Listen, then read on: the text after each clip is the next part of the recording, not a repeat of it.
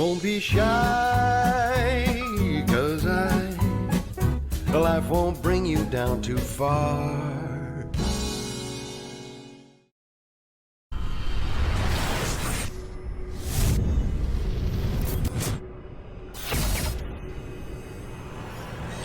This is KUGAN CASSIUS for IFL TV in association with MTK Global. Delighted to be joined by Mr. Peter Fury.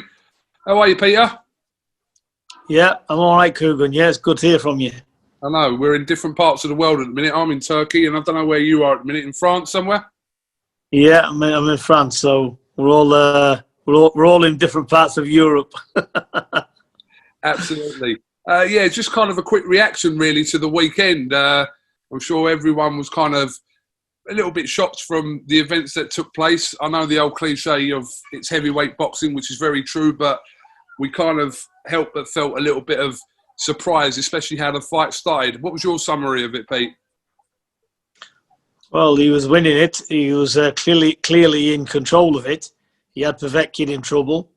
I think Povetkin now, at his time of life, I don't think he's got the legs anymore. He seems to be, as soon as he gets hit, he's not got good balance on his legs. So, like I said, I think Father Time's caught up with Povetkin, to be honest. But that doesn't take away Povetkin's still got a high skill set. And, he timed that shot because he needed to. When he needed the big punch, he pulled it out the bag. But, look, that punch would have knocked anybody out because he'd never seen it. There's one thing expecting the shot. There's another thing where he's disguised it very well and he's come up with that beautiful uppercut, which he'd never seen.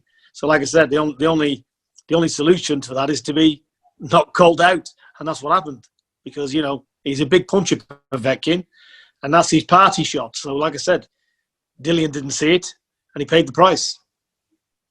When we see how the fight seemed to be unfolding, Povetkin obviously was working Dillian's body inside those 4 rounds, but Dillian seemed to be in control of it. Obviously, dropped him twice in the 4th round. So the 5th round, I suppose we could assume that Dillian was going to finish the job in that.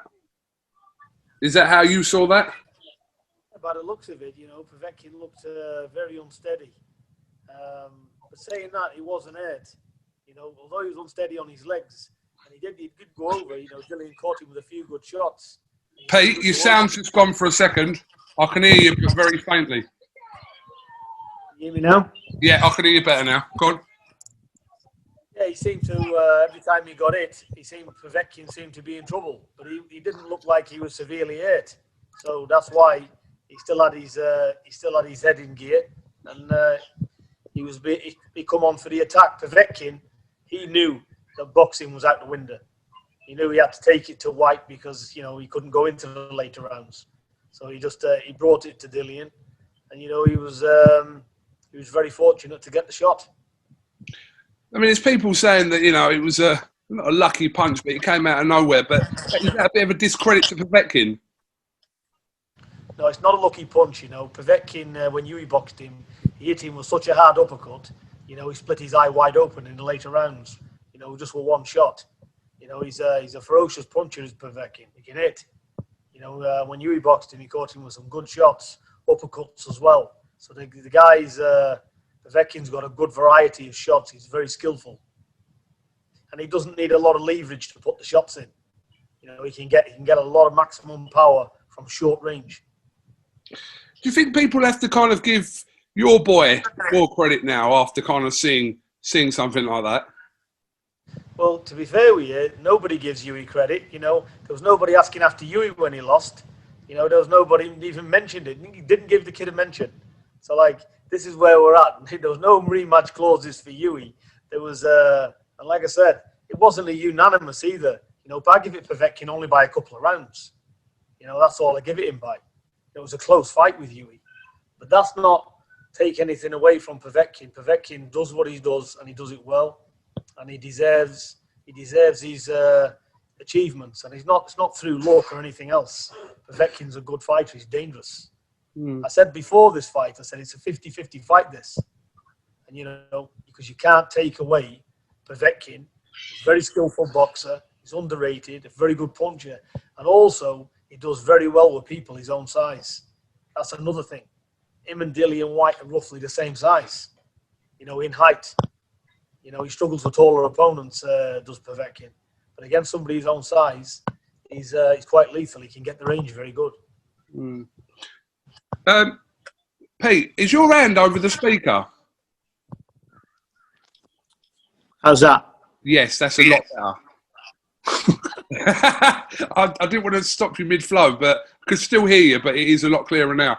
Dillian, You want to do it again then? No, fine. Pete, I'll be able to sort that out. It's fine.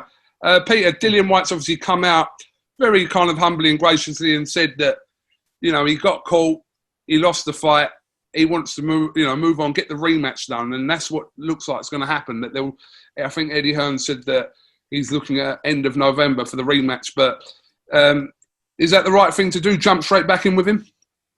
Yeah, absolutely. You know, I think if Hughie could get that rematch with Povetkin, he'd fight Povetkin for nothing. You know, look, it's a lucky shot, and I think next time he's just got to keep to his boxing, keep well focused, and you know, look, once you get burned, you're not keen to get burned again. So it could be a very good lesson.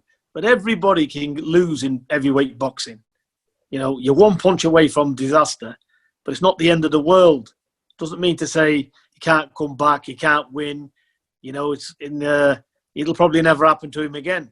You know, that punch, you know, it's one of them. Luckily, he has got a rematch clause because I do see Povetkin, he's coming to the end of his years. So I do see, you know, Povetkin needs them lucky shots to come out. I'm not saying lucky shot because he planned it, but he needs Povetkin now against these type of fights. He needs to pull it out the bag just like that. And I think next time, you know, Dillian's got to work on his stuff. Almost the same as what Anthony Joshua had to do. He's got to go back to the drawing board, take a deep look at it and you know, get back in there. Not too dissimilar from the David Price situation, because Price had Povetkin hurt, I think, around before that, and then ended up getting obviously caught himself. But he's vulnerable to that. He's, like you said, he's 40 years old now, Povetkin. His legs aren't probably what they were. He's been professional for 15 years. So he's there for the taking to a certain degree. But we saw in that 5th round that he can pull that punch against any of the heavyweights. No doubt about that. Yeah, of course he can. And like you said, the thing is with Povetkin, when he's hurt, he's coming to fight. Povetkin gives it his all. You know, you've got to clean Povetkin out to do any good. He's not faint-hearted. Povetkin, wears a lot of pride. You know, he's fighting man, so he comes to win. You know, there's a lot at stake there. You know, he's really coming to win. He trains hard, you know, and he comes to win these fights. So, you know, when Dillian Whyte had him down a few times, he thought, right, he bit on his gum chill and thought, right, let's have a fight. You know, and that's what happened. And that's the end result of it, because that's what you're going to get from Povetkin every time. He's going to keep going until he can't go no more. But he is very dangerous till the end. He can punch. He has got some very good skill. But that shot, you know, he timed it pitch perfect. It's one of the best shots, I've got to say, I've seen. You know, it's unfortunate that Dillian's on the end of it. But like I said, it is what it is. You know, it's no big drama. He can come again. I think, I suppose the emphasis was focused around him sitting there as the #1 at the WBC for that time, and then risky fight after risky fight. There was always a chance that, you know, it weren't going to pan out the way he wants to, and that's what obviously happened Saturday night. Well, you know, he's got to have credit as well for taking these fights. Yeah. And, you know, but look, people's very fickle in boxing. They're quick to write you off.